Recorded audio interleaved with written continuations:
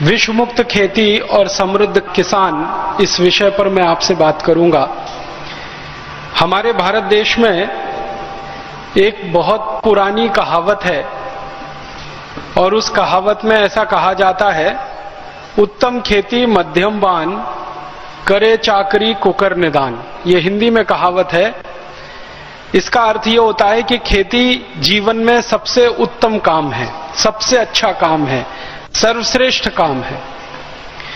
और व्यापार करना मध्यम दर्जे का काम है, बीच के स्तर का काम है। और नौकरी करना किसी की भी, ये सबसे निचले दर्जे का काम है। इसको कुत्ते जैसा काम माना गया है कि जो कुत्ता करता है वो काम नौकरी करने जैसा है। करे चाकरी कुकर निदान, कुकर कुत्ते को कहते हैं। तो हमारे यहां नौकरी करना सबसे खराब काम है, व्यापार करना उससे थोड़ा बेहतर काम है, और खेती करना सबसे अच्छा, सबसे उत्तम काम है। ये भारत में हजारों साल से चला आया। लेकिन पिछले 25-30 वर्षों में कुछ उल्टा हो गया हमारे देश में। पिछले 25-30 वर्षों में ऐसा हो गया है कि खेती सबसे खराब काम है, व्यापार अभी भी मध्यम दर्जे पर है, और नौकरी सबसे अच्छा काम हो गया है। इस देश में जो भी बेरोजगार किसी व्यक्ति को आप मिलेंगे और पूछेंगे भाई क्या करना चाहते हो, तो नौकरी करना चाहता है। अच्छी खासी पढ़ाई लिखाई करके भी नौकरी ही करना चाहता है। बड़े बड़े हमारे देश के विद्यार्थी, बड़े बड़े से मतलब जो इंजीनियरिंग पढ़ते हैं, मैनेजमेंट की पढ़ाई करते हैं, डॉक्टरी की पढ़ाई करते हैं, 5-7 साल लगातार मेहनत करते हैं, लाखों करोड़ों रुपए खर्च करते हैं, उनसे भी पूछो तो वो भी नौकरी करना ही चाहते हैं। किसी न किसी नौकरी में उनको जगह मिल जाए, सरकार की नौकरी हो या निजी क्षेत्र की हो, प्राइवेट सेक्टर की हो, तो नौकरी इस समय सबसे अच्छा काम हो गया भारत में। व्यापार अभी भी मध्यम दर्जे पर है, और खेती सबसे खराब काम हो गया। खेती सबसे खराब काम क्यों हो गया हमारे देश में? उसका कारण यह है कि जो खेती सबसे अच्छा हुआ करता था आज से 40 साल पहले, वो अब सबसे खराब है, क्योंकि खेती में खर्चा तो बहुत बढ़ गया, आमदनी नहीं बढ़ी। जिस अनुपात में खर्चा बढ़ा, उस अनुपात में आमदनी नहीं बढ़ी। हमारे किसान जो खेती करते हैं इस देश में, उनका पिछले 20-25 वर्षों में कितना खर्चा बढ़ा है, आप अंदाजा लगाना चाहें तो कुछ आंकड़े बताता हूं। हमारे किसान खेती करते हैं, सबसे ज्यादा खर्चा करते हैं वो urea, DAP, super phosphate, single super phosphate, रासायनिक खाद खरीदने में। ये जो रासायनिक खादें हैं पिछले सालों में कितनी महंगी हुई हैं। 1990-91 में यूरिया का एक पैकेट लगभग 60 से 70 रुपए के बीच में आता था, और एक पैकेट 50 किलो का होता था। अब 2009 में वो यूरिया का पैकेट खरीदें तो लगभग 270 रुपए का आता है। वो सरकारी आंकड़ा है। और अगर गैर सरकारी आंकड़े की बात करूं तो यूरिया का 50 किलो का बोरा 350-400 रुपए तक भी बिकता जाता है हमारे देश में, जिसको ब्लैक में बिक्री हम कहते हैं। इसी तरह एक जमाने में 3-4 रुपए किलो तक डीएपी आता था, अब वो डीएपी 23 रुपए किलो है। एक जमाने में 2-2.5 रुपए किलो का सिंगल सुपर फॉस्फेट होता था, 40 रुपए किलो है। माने अगर आप इसको अनुपात में निकालें या गुने में निकालें तो यूरिया पिछले 10-15 वर्षों में 7 गुना महंगा हो गया, डीएपी तो लगभग 8 से 9 गुना महंगा हो गया, सिंगल सुपर फॉस्फेट 7-8 गुना महंगा हो गया।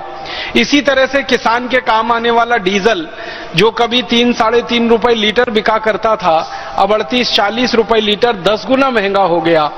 माने किसान के खर्चे लगातार बढ़ रहे हैं, 5 गुने, 7 गुने, 8 गुने, 10 गुने।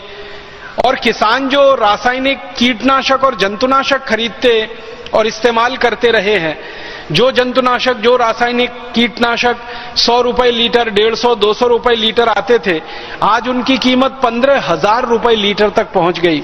20,000 रुपए लीटर तक हमारे यहाँ जंतुनाशक और कीटनाशक बिक रहे हैं।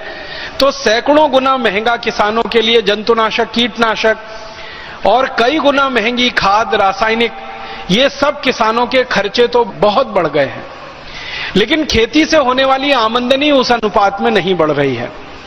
किसान का गेहूं आज से करीब 15-16 साल पहले 7 से 8 रुपए किलो बिकता था, अब वो 10 रुपए किलो है। तो गेहूं के भाव में बढ़ोतरी मुश्किल से मुश्किल 15-20% हुई है और रासायनिक खाद के भाव में बढ़ोतरी 7 से 8 गुना ज्यादा हो गई है। अगर प्रतिशत में आप निकालेंगे तो सैकड़ों प्रतिशत में वृद्धि हुई है खाद की कीमत में, लेकिन गेहूं की कीमत जो खरीदने वाली है सरकार के द्वारा 20% की ही वृद्धि हुई है। इसी तरह धान की बात करें, आज धान खरीदा जाता है सारे भारत देश में 700 से 800 रुपए क्विंटल और आज से 12-13 साल 15 साल पहले तक खरीदा जाता था 500 रुपए क्विंटल। तो धान की कीमत में भी 20-25% की बढ़ोतरी हुई है। लेकिन धान पैदा करने के लिए जो यूरिया, डीएपी, सुपरफॉस्फेट लगता है या कीटनाशक लगते हैं, उनकी कीमतों में 700-800% की वृद्धि हो चुकी है। तो किसान जो बेचे उसकी कीमत तो ज्यादा बढ़ती नहीं है, किसान जो बाजार से खरीदे वो कई गुना ज्यादा महंगा हो गया है। तो पूरी की पूरी खेती घाटे में चली गई है। अब इस घाटे की खेती को करने में किसान की जो समस्या आ रही है वो ये कि वो जब भी खेती करता है, फसल निर्माण करता है, फसल उत्पादन होती है, बिक्री होते ही सारा पैसा किसान के हाथ से निकल जाता है। वो या तो खाद खरीदने वाली कंपनियों के जेब में, या कीटनाशक खरीदने वाली बेचने वाली कंपनियों की जेब में, या किसान के लिए बीज बेचने वाली कंपनियों की जेब में। किसान के पास कुछ नहीं बचता। तो दैनिक जीवन के काम चलाने के लिए किसान फिर कर्ज लेना शुरू करता है, फिर कर्ज का ब्याज भरना पड़ता है, फिर और कर्ज बढ़ जाता है, फिर और ब्याज देना पड़ता है। और आपको शायद जानकर ये तकलीफ होगी, दुख होगा कि भारत में किसान अकेला एक समूह है जो चक्रवर्ती ब्याज देता है कर्ज पर। हम शहरों में रहते हैं और शहरों में रहने के लिए मकान बनाना पड़ता है, बैंक से कर्ज लेते हैं, साधारण ब्याज दर पर हमें बैंक का कर्ज मिल जाता है। हम शहरों में रहते हैं, गाड़ियां चाहिए हमको, गाड़ी खरीदने के लिए साधारण ब्याज दर पे कर्ज मिल जाता है। लेकिन किसान अपने खेत में ट्रैक्टर अगर चलाने के लिए ट्रैक्टर खरीदे, बैल खरीदे, किसान जंतुनाशक खरीदे, कीटनाशक खरीदे, उसके लिए कर्ज लेना पड़े सहकारी संस्थाओं से, पत संस्थाओं से, तो चक्रवर्ती ब्याज पे कर्ज मिलता है किसानों को। और आप जानते हैं चक्रवर्ती ब्याज दुनिया में सबसे खतरनाक होती है। मैं एक दिन ऐसे ही मनोरंजन के लिए एक छोटा सा आकलन कर रहा था कि मैं अगर चक्रवर्ती ब्याज की दर पर कहीं से कर्ज ले लूं, मान लीजिए 1% की चक्रवर्ती ब्याज की दर पर 100 रुपए का कर्ज मैं ले लूं, मात्र 1% की चक्रवर्ती ब्याज की दर पर 100 रुपए का कर्ज ले लूं, तो 250 से 300 साल में वो कर्ज इतना हो जाता है कि संपूर्ण भारत देश की पृथ्वी के बराबर का सोना अगर मैं वापस कर दूं तो कर्ज मुक्त नहीं हो सकता। इतना खतरनाक होता है चक्रवर्ती ब्याज का चक्कर। आप में से गणित के कोई विद्यार्थी रहे हो तो आप इसका अंदाजा लगा सकते हैं।